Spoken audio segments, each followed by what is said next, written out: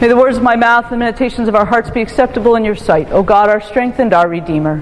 Amen.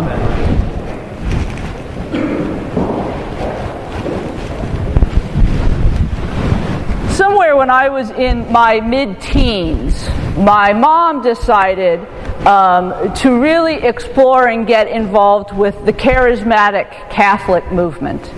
Now, we had been very Catholic to begin with, but the charismatic Catholic movement, which I don't think is very popular anymore, but involved a lot of hand waving in the air, a lot of guitar music. It also involved healing with the laying on of hands and being slain in the Spirit. And my mom got very into and interested in this spirituality, and she kept saying to me, just come to a service with me, come to a healing service with me. And I was like, there is no way on God's green earth I'm going to one of these services. She finally persuades me to go to a Sunday evening healing service. This did not exempt me from going to church in the morning. It meant that I got to go again later in the evening. But I was absolutely sure that I was not going up to the rail. So we get in the service, and I'm your typical teenager, and I pretty much crossed my arms and I sat in my pew like this for the whole service. And it got time to come forward for healing and for the laying on of hands. And my mom's like, come on, I'm going up. You're coming with me. And I said, no, there's no way. So my mom gets up. She comes forward up to the rail. I watch this man come up to her, put his hand on her head, and down she went. And someone caught her, because in services like that, they have people who catch you before you hit the floor. I was still highly skeptical at what I had just seen and experienced, because for me, this was all the sort of thing you see on TV with people kind of jumping around and leaping up out of their wheelchairs going, I'm healed, I'm better, and casting off their crutches, and you just think it's a big ploy for money or fame or something. I had seen it, but I still didn't really believe. I didn't know what had happened.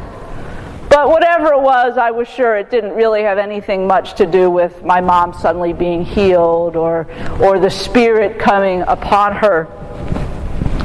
And after time, my mom's spirituality moved to a different place as well, and she stopped attending those services. And even though I have spent my entire life living in a faith community, I still will confess to having some skepticism about these miraculous cures that people say happened, or even the miraculous cures we read about in the Bible. Jesus healing the lame, people getting up and walking, the blind are seeing.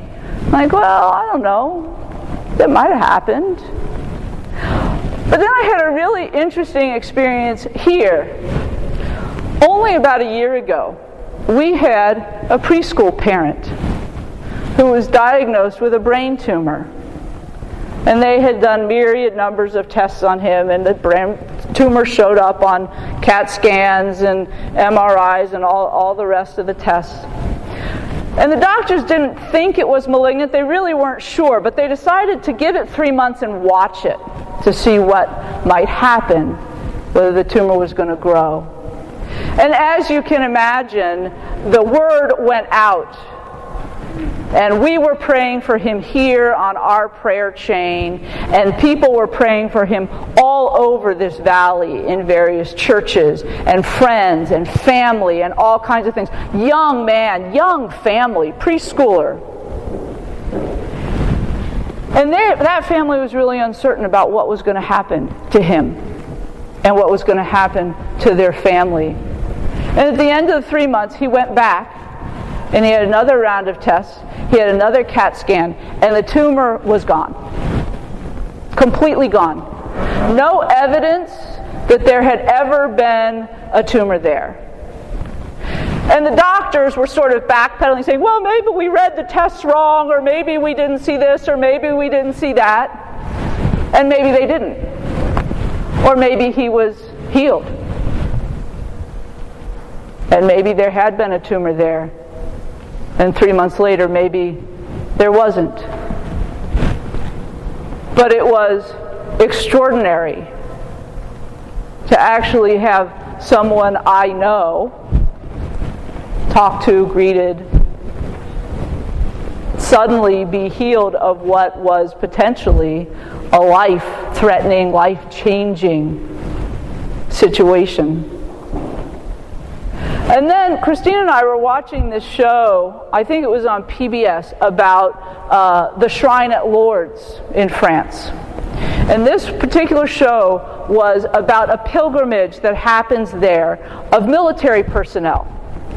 People, men, women, sailors, soldiers, Marines, who have been injured somehow in combat. And there's a special pilgrimage that takes them there from countries all over the world for a week. For prayer, for walking together, for meditation, for the opportunity to be lowered into the spring, the pools at Lourdes. And what was really interesting is a lot of the people they interviewed said, well, I'm only here because so-and-so made me come. Or so-and-so really wanted to come, and so I came. And what was really interesting about those folks is their posture was exactly the same as my teenage posture. Slouched down in their chairs, arms crossed. I don't really think anything's going to happen here. I'm just kind of along for the trip. And I have to say that I didn't see anybody get up out of a wheelchair on that TV show either, or cast aside their crutches. But one person after another, men and women, talked about how they had been healed by their time at Lourdes during that week. Some of them had been lowered down into the pools. Others of them had simply gone to special services and masses.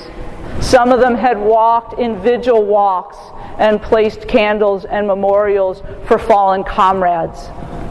But there were a number of people who spoke so poignantly about the fact that they knew that God had healed them inside, that they had carried such deep emotional wounds from their experiences of war.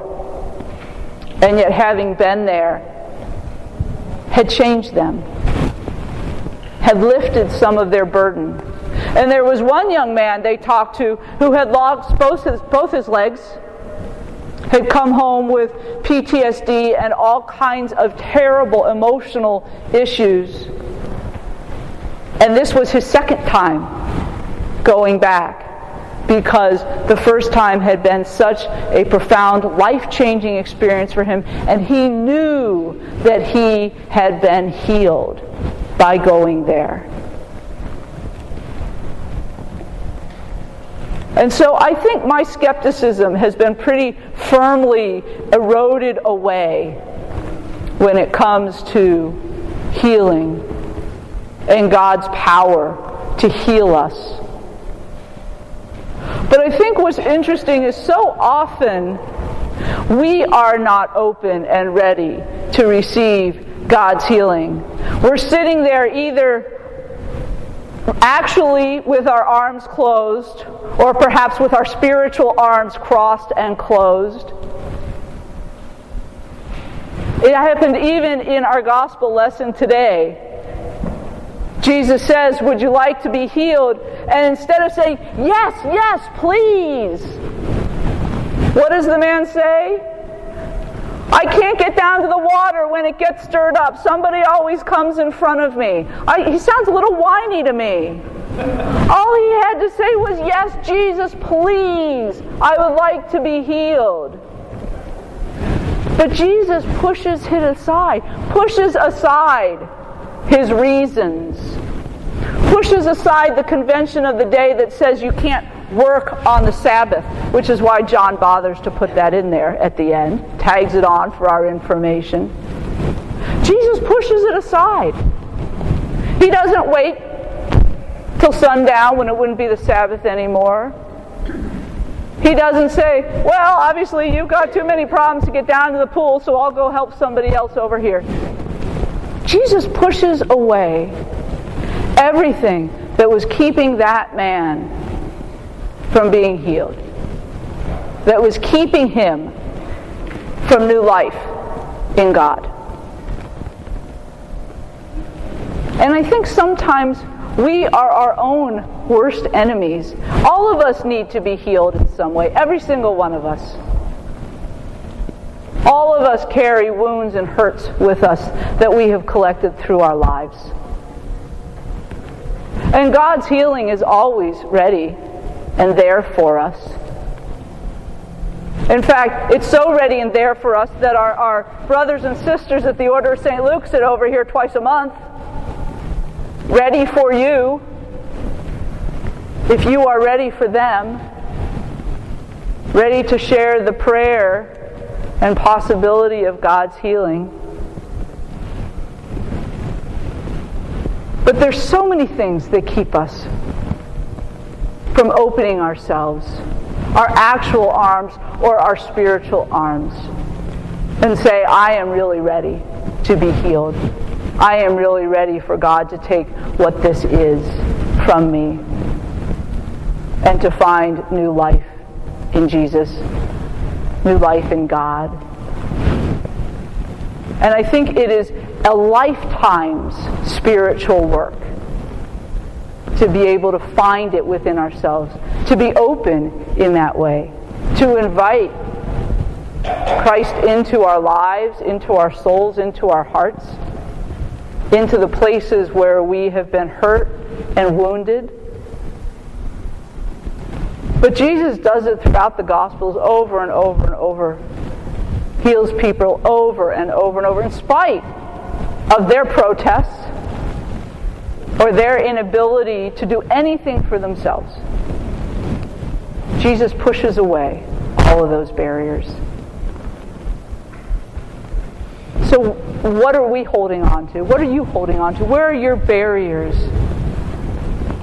Where do you need to let your arms fall open and be ready for God's healing? Amen.